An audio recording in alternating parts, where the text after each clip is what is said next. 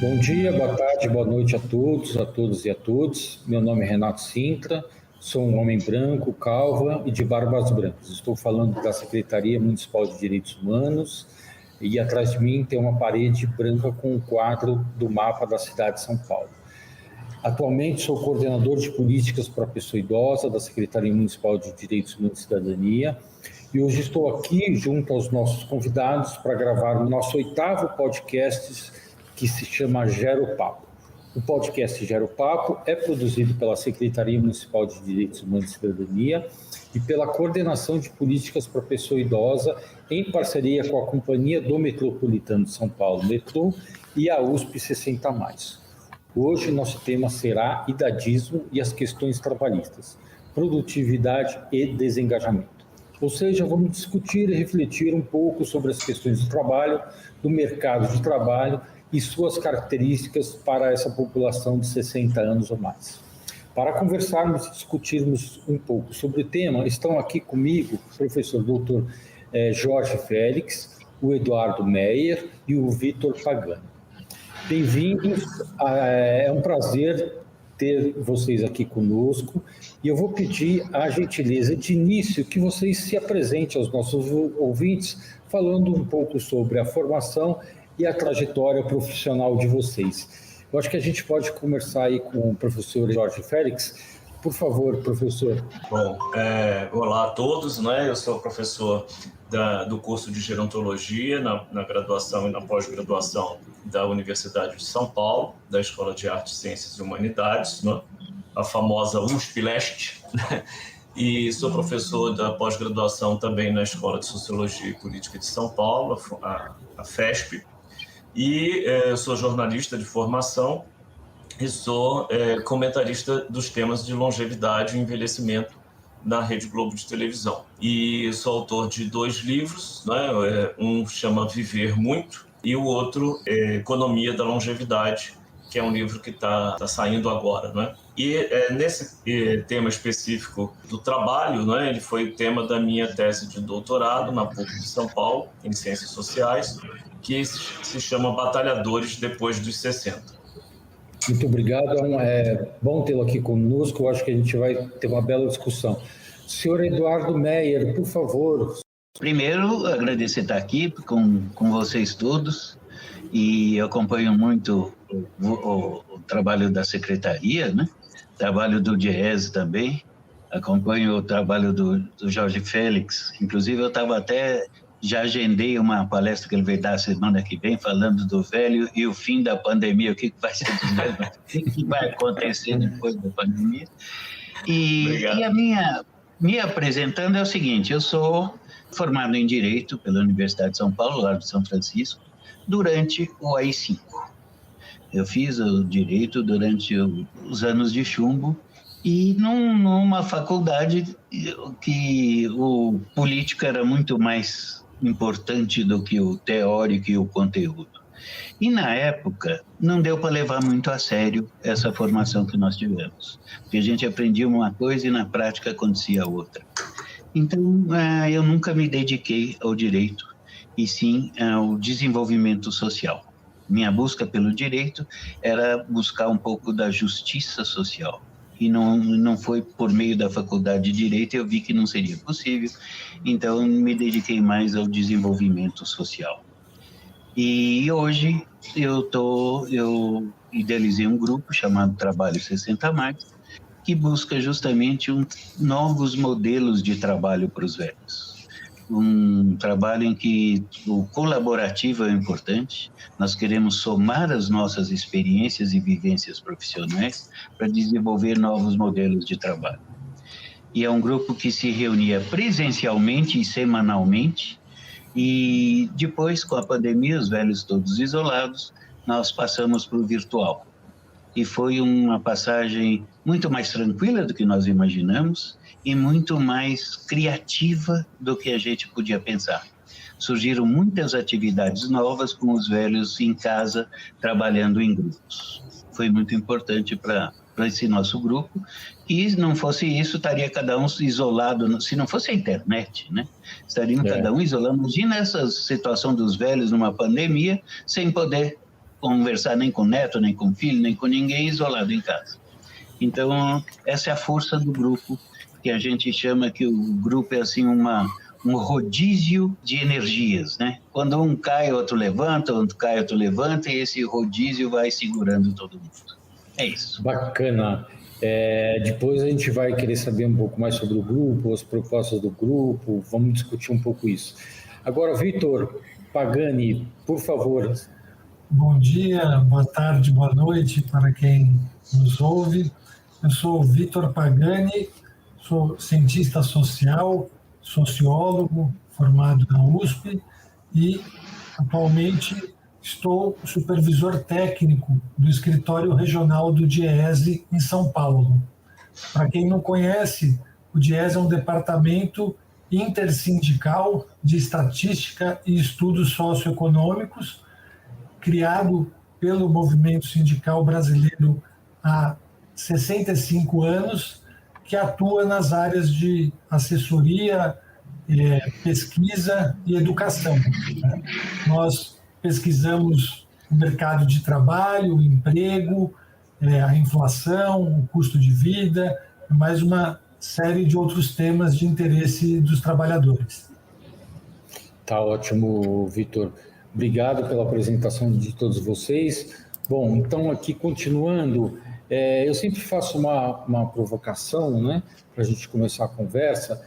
E na preparação, aliás, né, para fazer esse podcast, eu acho que já ficou muito claro para mim que esse é um tema bastante complexo, né, e que possivelmente a gente precisaremos de outros podcasts, outras lives, outros encontros para a gente fazer uma abordagem um pouco mais completa.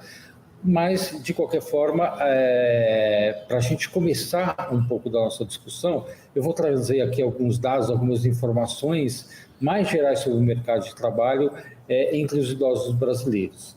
Revendo um pouco a literatura, fica claro que as reformas da Previdência Social de 1998 e a de 2003, feitas nos governos de FHC e de Lula, tiveram uma preocupação muito fiscalista, no sentido de buscar somente o equilíbrio das contas públicas, né? Sem a preocupação da manutenção do idoso no mercado do trabalho, sem a preocupação das capacitações. Ou seja, o idoso foi visto, né, e é visto ainda atualmente como uma despesa e não como um agente produtor que pode gerar riqueza, o que me parece um erro, né? Nesse sentido, aí já queria passar um pouco a bola para vocês. Gostaria de escutar um pouco aí de você, Vitor, sobre esse contexto, né, as principais características do trabalho entre a população idosa, como é que se caracteriza um pouco esse mercado. Muito bem. Renato, você mencionou as reformas da Previdência que foram feitas no fim dos anos 90, no início dos anos 2000, e agora, mais recentemente, em 2019, nós tivemos uma nova reforma, né? A Emenda Constitucional 103, que acentuou essa visão dos idosos apenas como custo, né? Então, nós tivemos ali a imposição, o aumento da idade mínima para a aposentadoria, né, em 65 anos para os homens, em 62 anos para as mulheres, e isso ampliou o desafio para o idoso sobreviver, né? Então, nós temos um mercado de trabalho que ele estruturalmente é muito heterogêneo, muito desigual, mas que ele é, sobretudo, difícil de ser acessado pelos idosos, né? Então, a gente vê, isso é uma questão estrutural que se acentuou agora com a pandemia, o ingresso dos idosos, né? As pessoas com 50 anos ou mais, 60 anos ou mais no mercado de trabalho é muito difícil, né? Existem muitos obstáculos para que ele tenha um emprego com proteção trabalhista, com proteção social, carteira assinada, registro, né, formalizado. E a gente vê o mundo passando por transformações, né? O mundo do trabalho principalmente, né, com o avanço das novas tecnologias, né, e isso acaba dificultando ainda mais o ingresso dos idosos, né, para conseguir um trabalho protegido, né, um trabalho com direitos, né.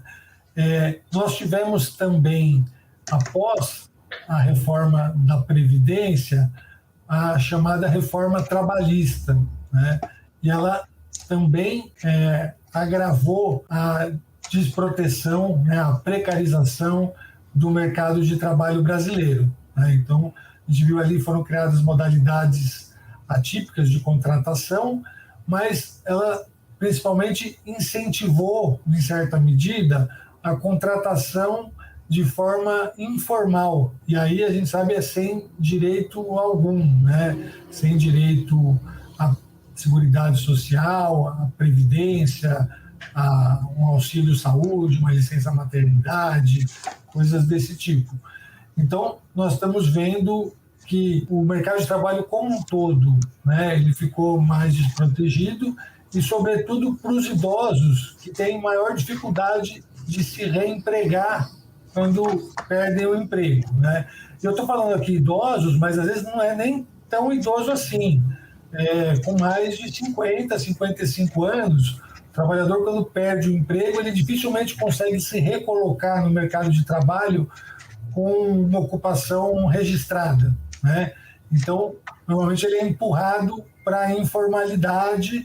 Agora a gente vê muitos casos tendo que abrir uma microempresa individual ou uma pessoa jurídica, né, um PJ, para se transformar num prestador de serviços, né?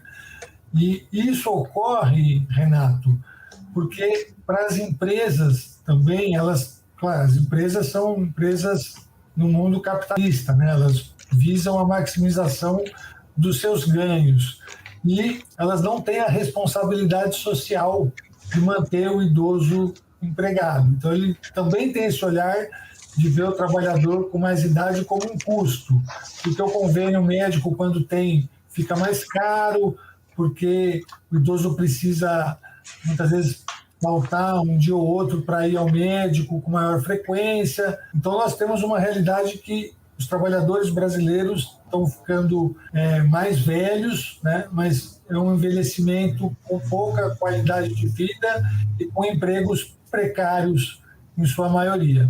Professor Jorge Félix, o senhor quer complementar? Eu acho que tem uma questão também muito séria que o Vitor já passou, né, sobre essa questão, a questão da precarização do trabalhador idoso, né? Se a gente for comparar aí o trabalhador idoso do não idoso, o trabalhador idoso é muito mais precário que o trabalhador não idoso, né? Eu vou pegar aí alguns pontos, né, importantes que o Vitor colocou, né? Primeiro, chamar a atenção para essa questão das metamorfoses do mundo do trabalho, né? Das mudanças que hoje nós estamos vivendo, não apenas em relação ou que tenha como causalidade a tecnologia, mas sim o modelo econômico que nós estamos vivendo, né? O envelhecimento sob uma economia que eu chamo no meu livro de capitalismo de desconstrução, né? E aí tive aí até a confirmação disso, né? Que eu falei em teoria, e o próprio Bolsonaro colocou isso, é preciso desconstruir muita coisa no Brasil, né? E essa palavra da desconstrução, ela sempre está aí presente na literatura, né? Então, o que ocorre hoje principalmente nessa transformação, só para as pessoas entenderem, é exatamente essa desconstrução de toda uma regulação, de todo um estado de bem-estar social que foi construído, né, desde o pós-guerra, isso que eu tento historiar aí no meu livro, e que hoje está completamente sendo reduzido, né? E aí, qual é o outro ponto que é importante também que o Vitor colocou? É que você vai para um modelo de economia, um modelo capitalista, que não apenas ele vai querer otimizar a sua lucratividade, como é próprio do capitalismo, mas o que diferencia o século XXI do século XX, é que este percentual de retorno sobre o investimento, de retorno sobre o capital, ele passou a ser muito elevado, né? Então, na vida diária, a gente sempre ouve isso, é o retorno ao acionista, quer dizer, as metas. Então, isso foi colocado como metas muito ousadas para os CEOs, os CFOs e etc., né? Então, o que isso atinge diretamente o trabalho como um todo, né? Porque, evidentemente, que você vai ter a força de trabalho sempre como uma massa de manobra para você atingir esse percentual de retorno sobre o investimento que foi determinado pelos acionistas. Nessa dinâmica, é evidente que o trabalhador mais novo, que não tem experiência, ele vai ter muita dificuldade da sua entrada no mercado de trabalho, porque ele vai ser visto como um trabalhador de menor produtividade, e logo o trabalhador idoso, ele é sempre visto como essa questão que ele tem menor produtividade, porque ele não tem ainda habilidade com a tecnologia, com as novas formas de gestão e tudo isso. Então, assim, para as pessoas, eu gosto sempre de lembrar um filme que ele é muito famoso aí, que todo mundo cita, não é? Um Senhor Estagiário, né? O filme lá com o Robert De Niro, né? E que eu vejo sempre que as pessoas entenderam aquele filme assim, de uma forma um pouco equivocada, não é? Porque ele é usado assim como exemplo que tem que ser, né? E o filme é uma denúncia, ele é uma grande denúncia, né? É disso tudo que a gente está falando. As transformações do mercado de trabalho levam a uma precarização, como você citou, da mão de obra idosa, né? E esse idoso ele é explorado no mercado de trabalho. Aquele personagem ele tem várias habilidades para oferecer para aquela empresa, né? E aí o filme vai mostrando todas essas habilidades que ele vai tendo, né? As famosas skills, né? Como diz em inglês, e ele é mal remunerado, ele está ali numa condição precária, ele está ali numa condição de desvalorização, tem o lado psicológico. Então, é isso que essa lógica da economia quer fazer com a mão de obra idosa. O idoso é muito valorizado no mercado de trabalho. Eles querem a tal da experiência, embora essa experiência também tenha que ser problematizada, porque muitas vezes a empresa, para buscar o seu percentual de retorno sobre o investimento, ela não quer saber da experiência. O trabalhador mais experiente chega lá e fala assim, olha, isso aqui vai dar errado, isso aqui vai diminuir a qualidade do produto, isso daqui vai comprometer tal coisa da empresa. Não, mas nesse momento nós não queremos que você coloque isso, né? Nesse momento nós temos que fazer desse outro jeito, que é um jeito mais barato, né? Que é um jeito que vai ter menos custo para a empresa e é um jeito que vai ter que ser feito dessa forma. Então, a pessoa, o trabalhador mais maduro, mais idoso, ele pode também incomodar nessas transformações que as empresas têm que fazer para que elas possam buscar esse retorno que o acionista quer. Então, qual é o grande plano desse capitalismo de desconstrução? É exatamente esse modelo que a gente vê lá no filme. Quer dizer, você quer a mão de obra idosa só para algumas coisas, né? E você quer pagar pouco por ela, porque você não pode pagar o que aquela pessoa com a experiência, com a trajetória que ela tem, ela mereceria. E isso é o que é chamado, o Vitor até falou em 50 anos, viu, Vitor? Mas assim, os estudos, né, de trabalho internacionais colocam em 45 anos, né? 45 anos é uma idade de corte, é um estudo grande da Anne-Marie Guillemard, né, que é uma grande socióloga, você deve conhecer, porque aí no GES todo mundo, de vez em quando, citam, né, os trabalhos da Anne-Marie Guillemard, que é uma socióloga do trabalho e do envelhecimento, né, uma grande referência no mundo para questões do envelhecimento, e ela fez a pesquisa internacional e ela vê que a idade de corte é de 45 anos. Né? Então, aos 45 anos, esse trabalhador já fica caro e ele precisa ser precarizado. Então, você forma uma legião de consultores, não é? Os famosos consultores, assim. Então, eu ainda me aproveito do seu saber, eu ainda me aproveito da sua experiência, do seu conhecimento que você tem da empresa, da memória que você tem da empresa, mas agora eu te pago sem as garantias trabalhistas, né? Então, assim, esse é o quadro. E por isso é que eu vejo, assim, só para resumir e concluir, é por isso que eu vejo que, assim, essa questão ela só vai ser equacionada com regulação. E, infelizmente, o que essa economia está nos levando é cada vez menos regulação, uma desregulamentação de tudo. Então, é um panorama que nós vamos ter que ver onde vai parar e que é isso que eu concluo, né, no meu livro, que modelo de seguridade social nós vamos ter que estabelecer, porque ele não vai mais poder ser um modelo fordista colado no trabalho, né? Porque o trabalho está tendo essas transformações. Então, aí é que vem ideias como renda básica universal, vem outros modelos que é preciso discutir, é preciso incorporar no debate, porque esse é o grande risco do idoso do futuro, né? Ele trabalhar, cada vez mais ter essa fragilização da segunda metade da carreira, como diz aquele Emar, a partir dos 45 anos, né? E ele não está apto para a aposentadoria. Esse é o quadro que a gente vê hoje no mercado de trabalho. Só comentando um pouco as respostas, né, tanto do Vitor como do professor Jorge, o que também sempre me chamou muito a atenção é que, de certa forma, né, todos esses benefícios, né, essas conquistas dos idosos, né, de certa forma, elas são repassadas, elas são absorvidas pelas grandes empresas, né, nessa questão do mundo do trabalho. Então, por exemplo, a hora que um idoso tem a gratuidade do transporte, né, a empresa já deixa de pagar aquele transporte ao idoso, né? E muitas vezes ela se utiliza desse benefício que, teoricamente, seria para o idoso para não pagamento do transporte. Outra coisa também, muitas das vezes, como o idoso já tem uma aposentadoria, lhe é oferecido ao idoso um trabalho mais precário, né? Ou por conta própria, ou por empresas de PJ, né? Que é uma precarização, e oferecendo um salário sempre menor do que paga no mercado de trabalho.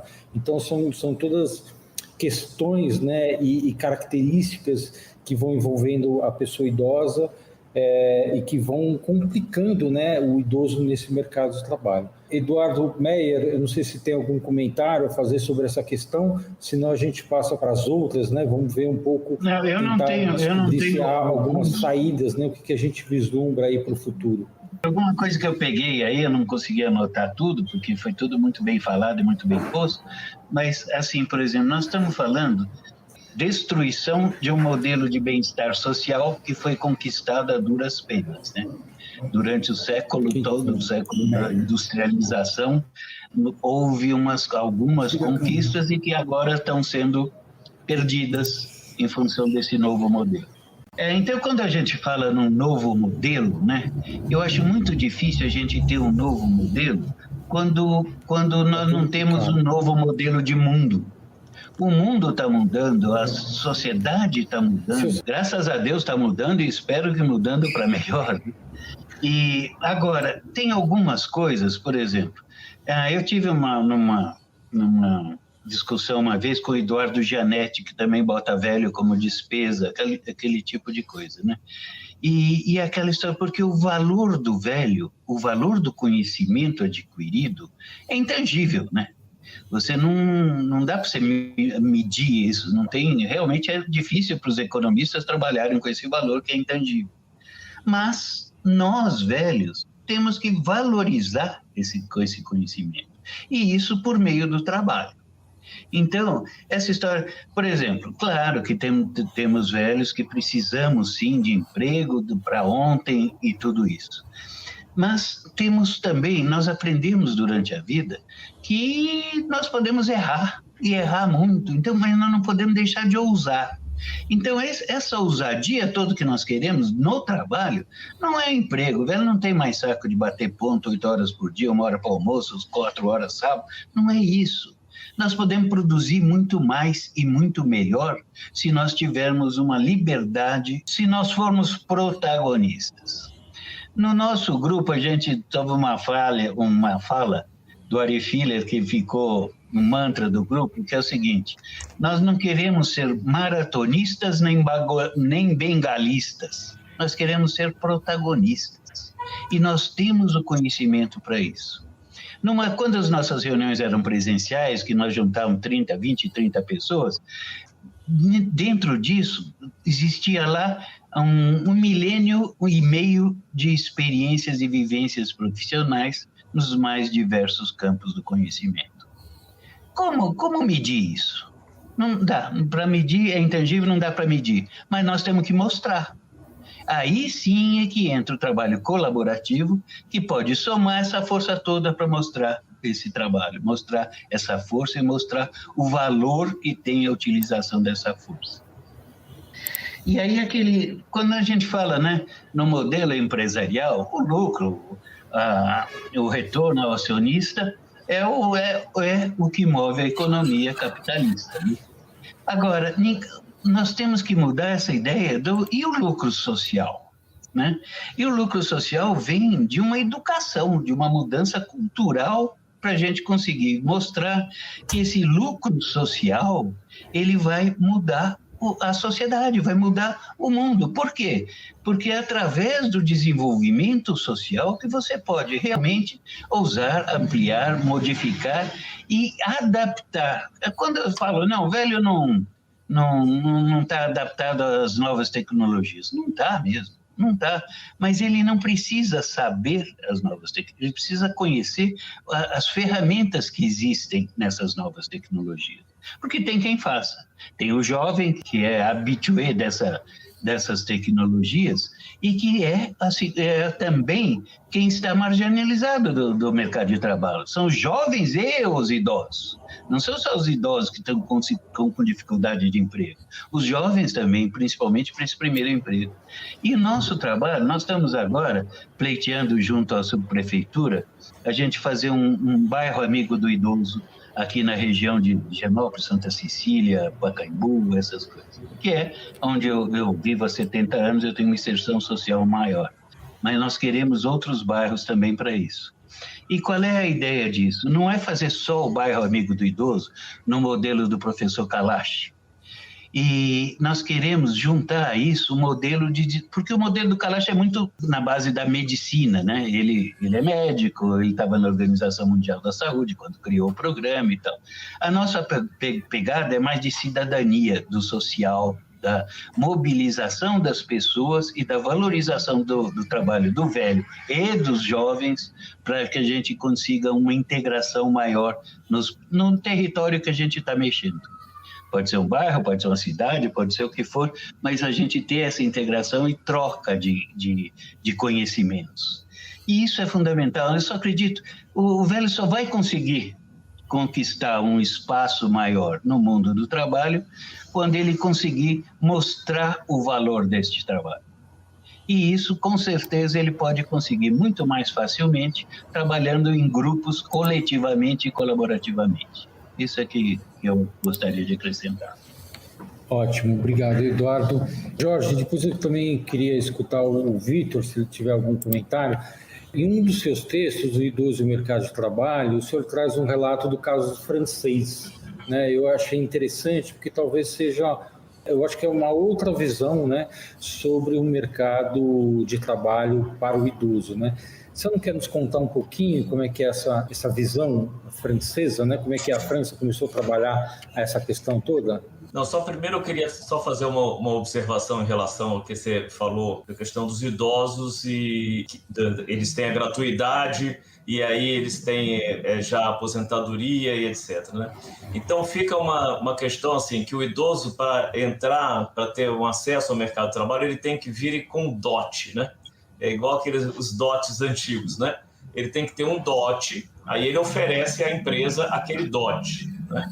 E aí, se me permite, que venha o poder público, né? Em vez de reconhecer isso e de criar regulamentação para isso. Não, faz o quê? Tira a gratuidade do transporte público para os idosos, de 60 a 64 anos. Então, você enfraquece ainda mais esse poder de barganha dentro desse mercado que está tão difícil, né? Então, claro que as iniciativas, como a iniciativa do coletivo do Eduardo, são super importantes, o micropoder é muito importante, né? Nós aprendemos isso, né? Mas nós temos que ter uma noção da sociedade, né? E pela sociedade, isso que eu destaquei, quero destacar de novo, você só consegue equacionar essa questão com regulamentação, né? Então, enquanto o poder público estiver ignorando as questões do envelhecimento, e essa questão da gratuidade do transporte, ela né, uma prova de como os gestores públicos ignoram a questão do envelhecimento, e agora também o projeto de previdência para os servidores públicos municipais é outro projeto, né? E que eu não acredito que isso seja incompetência, eu acredito que isso seja uma intencionalidade clara de atribuir ao mercado a responsabilidade. Então, esse projeto da questão da previdência do funcionarismo público, ele é meramente um projeto privatista. A intenção da Prefeitura de São Paulo é privatizar a previdência dos servidores públicos, né? Isso está na agenda, inclusive, do partido do prefeito. Por que eu digo isto? Porque quando o partido esteve na presidência da República, a proposta de previdência que eles enviaram para o Congresso, da reforma da Previdência, do ex-presidente Michel Temer, era exatamente assim. Então, isso está agora na agenda do MDB. Então, isto é um reconhecimento que eles querem trazer para a gestão deles um projeto falido, que é o projeto do Chile.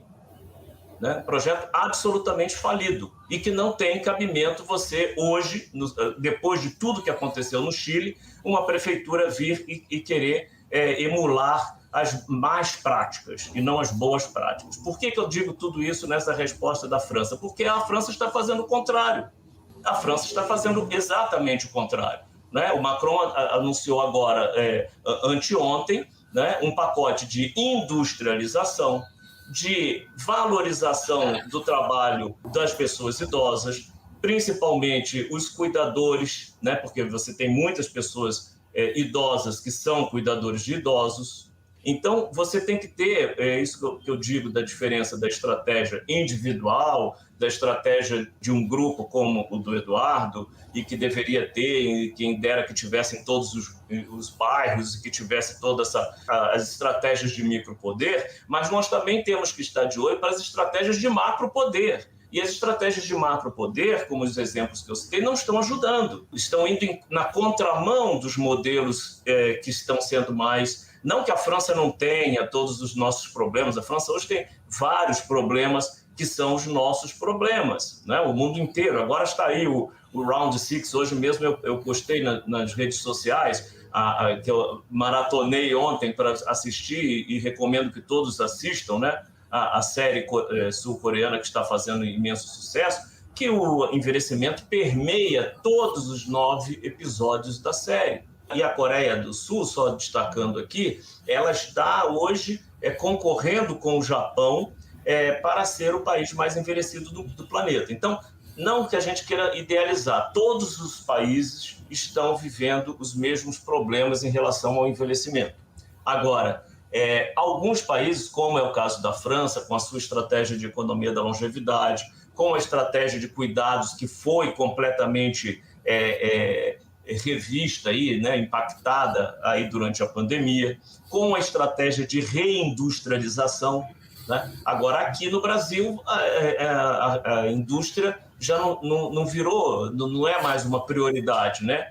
E esse é o outro grande problema para o emprego, não é, Vitor? Você pode falar muito melhor do que eu. Quer dizer, a indústria é que cria as vagas de melhor qualidade dentro do sistema da economia, né? Nós aprendemos isso em Introdução à Economia 1, né, Vitor? Então, assim, Agora, a gente ouve o quê de quem está na gestão pública, dos policymakers, né? E que a indústria não é prioridade. Como a indústria não pode ser prioridade, né? E o que nós vamos ter agora é um segmento, né? Um segmento promissor, que é justamente a questão da economia da longevidade, que é o segmento em relação aos produtos e serviços que os idosos vão consumir mais. Então, é isso que os países estão investindo, né? E aí já se mostrou que isso também ajuda na empregabilidade das pessoas idosas, também ajuda na relação intergeracional, né? As pessoas que estão envolvidas com a economia da longevidade, mesmo os jovens, eles passam a ter menos preconceito em relação aos idosos, né? Isso tudo que eu tento mostrar, não só em todo o meu trabalho, porque eu pesquiso muito e tenho muito intercâmbio acadêmico com a França nessa questão, né? Então, eu vejo que o que quero dizer, o Brasil segue um caminho completamente errado e os outros países que têm os mesmos problemas estão nos oferecendo outras agendas, né? Ou outra agenda. E é isso que a gente precisa estar atento aqui no Brasil. Só antes do Vitor falar, porque velho, se não fala, não pergunta na hora, esquece. Então tem aquela história assim que o professor falou Primeiro eu quero saber o nome da série da sul-coreana, como chama? Round 6. Round 6. Round 6. A segunda coisa é o seguinte, nós sabemos, né, que como é que chama os camisas amarelas lá, jaqueta amarela da França, os problemas todos que tem. Coletes amarelos. Coletes amarelos e tal. Mas a França tem todo um conhecimento e um desenvolvimento e uma preocupação com o bem-estar social, né? Isso não só para idosos, mas para saúde, no geral. Existe essa cultura que não existe aqui, né? Mas eu tinha uma outra pergunta que eu já esqueci, lembrando eu volto. Desculpe. Imagina, Eduardo. Quando lembrar, volta. Eu ia pedir para o Vitor comentar, né? Eu acho que também você tem um comentário, alguma coisa sobre os cuidadores também, né? Eu acho que também talvez seja interessante colocar um pouco disso. Tá bem, Renato. Primeiro, quero parabenizar o professor Jorge Félix e também o Eduardo pelas falas, foram muito ricas, né? Tem um acordo pleno com o que foi dito, né? E quero chamar a atenção para dois aspectos antes de comentar essa questão dos cuidadores, né? O primeiro, que o Jorge e o Eduardo reforçou o exemplo francês, né? E aí, quando a gente fala dos avanços tecnológicos, parece que a gente está esquecendo que a tecnologia ela tem que estar a serviço, ou deveria estar a serviço, da melhoria da qualidade de vida das pessoas, né? Então, o avanço tecnológico ele poderia ser um caminho para a redução da jornada de trabalho, né? Para fazer uma redução de jornada sem redução dos salários, para que todos possam trabalhar menos, mas todos tenham trabalho, né? Então, acho que esse é um horizonte que a gente não pode deixar de mirar, né? Colocar a tecnologia a serviço da nossa qualidade de vida e não nos transformar em quase escravos da tecnologia, né? Então, nós vemos hoje a plataformização do trabalho, esses trabalhadores para essas empresas de aplicativo, né, com uma exploração extrema, sem direito social algum. Então, isso precisa ser regulamentado. Esses jovens, adultos ou idosos que trabalham de forma desprotegida e não têm nem a perspectiva de uma aposentadoria no futuro. É isso que a gente está falando. A gente está falando de uma geração que não tem a esperança de um dia conseguir se aposentar. É essa sociedade que a gente quer, né? Então, esse é o primeiro ponto que eu queria colocar. E o segundo, que eu quero chamar a atenção também, é que a gente está falando da inserção dos idosos no mercado de trabalho, né? Agora, o idoso, ele deveria trabalhar buscando um propósito, uma realização de vida, o trabalho como instrumento de satisfação, né? de prazer, e não como necessidade. porque o idoso ele já trabalhou a vida inteira, né?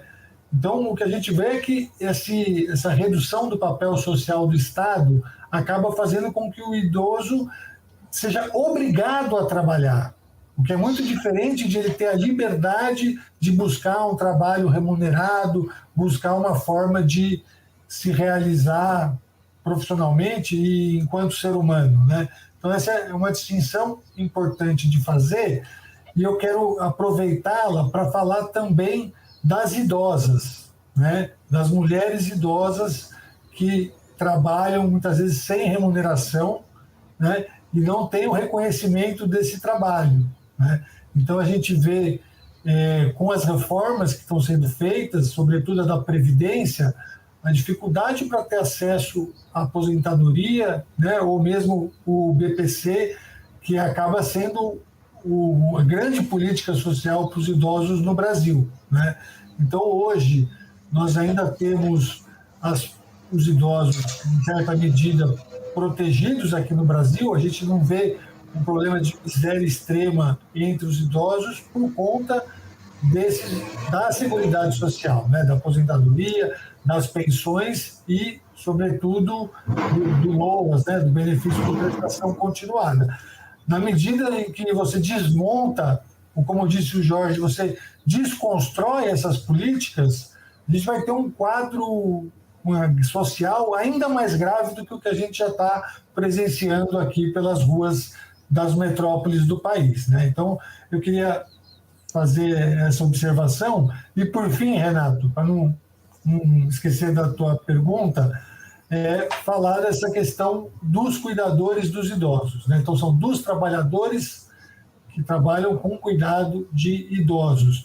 Quero falar sobre isso porque nós temos visto, e aí o Jorge acho que pode depois falar ainda com mais propriedade, porque é doutor no assunto, todas as pesquisas sobre o futuro do trabalho indicando que o trabalho na economia de cuidados, né, é um dos que tem menor probabilidade de ser automatizado, substituído pelas tecnologias.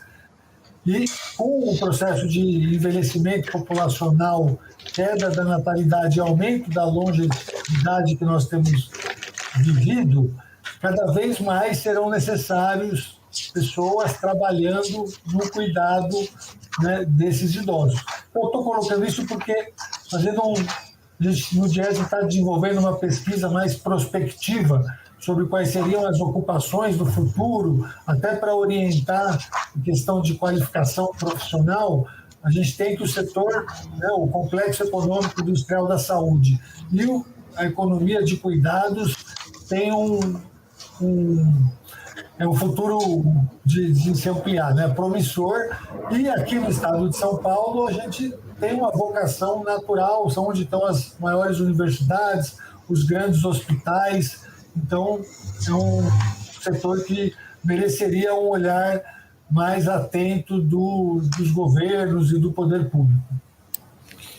Legal, Vitor. Gente, nosso tempo aqui já está se esgotando, né? Como eu falei lá no início, né? Eu acho que esse assunto, esse tema, ele deve ser amplamente discutido. Eu acho que caberiam muitos podcasts, muitas lives, muitos encontros para a gente discutir toda essa questão com mais profundidade.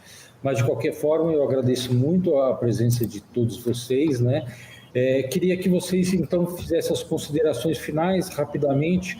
Podemos começar aí pelo Eduardo. Pode ser, Eduardo? Considerações finais? E aí a gente... Sim, com certeza. Com certeza. Bom, primeiro, agradeço estar aqui. E foi muito bom estar aqui. Eu só sei que é meio curto. Eu tinha muito para perguntar para os dois ainda. Eu tenho muita curiosidade sobre o que eles falaram e teria muito a palpitar nessas coisas também. Mas eu acho sim, Renato, agradeço super, acho que a gente tinha que voltar a esse assunto sim, acho que é o momento certo para isso e eu acho que é o que a comunidade dos velhos está necessitando agora, que é esse espaço para mostrar o que ela pode, mostrar o que ela quer, a que veio, para que nós estamos aqui, o que nós podemos colaborar. Eu acho que esse canal de a gente estar divulgando isso e estar mostrando essa nossa potencialidade é muito importante. Agradeço super estar aqui com vocês todos. Muito obrigado. Obrigado, Eduardo. Vitor? Bom, quero agradecer o convite, a oportunidade, dizer que foi uma satisfação, um aprendizado participar aqui desse podcast com vocês e me coloco à disposição para voltar quando vocês quiserem. Muito obrigado.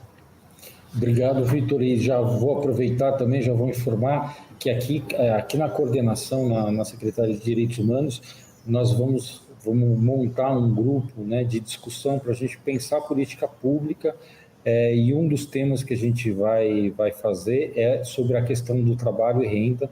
Com certeza vocês serão os convidados também para participar, para pensar efetivamente as políticas públicas que o município pode fazer para melhorar a empregabilidade, essa questão do trabalho e renda entre os idosos. Vamos lá, Jorge Félix, se quiser, por favor, as suas considerações finais. Tá. Eu só vou aproveitar aqui o tempo para complementar só uma coisa que o Vitor falou, que é muito importante, e que eu estou trabalhando nesse momento, que é essa questão do complexo econômico industrial da saúde. E nesse momento estou fazendo um trabalho a convite da Fiocruz, porque a minha concepção, viu, Vitor, é o complexo econômico industrial da saúde e do cuidado, não é? E já conversei muito isso com o professor Carlos Gadelha, não é? Que é a grande referência e acadêmica sobre isso. E só para ter uma noção, uma informação, você vê a mão de obra de cuidadores, né, que eles chamam de serviços à pessoa, né? Na França, agora, durante a pandemia, foi a maior procura, né? Foi a que cresceu mais em termos de vagas de mercado de trabalho, 52%. Né? Enquanto que aqui no Brasil, nós estamos aí, né, tivemos o veto presidencial à regulamentação da profissão de cuidador, por exemplo. Né? Então, aquilo que eu falei, que sempre você não copia as boas práticas do mundo que você precisa copiar para os mesmos problemas. Né? Então, enfim, só fazendo essa complementação, agradeço imensamente o convite, parabéns pela iniciativa da Secretaria e da Coordenação da Pessoa Idosa, e cumprimento aqui o Vitor e o Eduardo também, e, enfim, estou à disposição para outras conversas também. Muito obrigado a todos.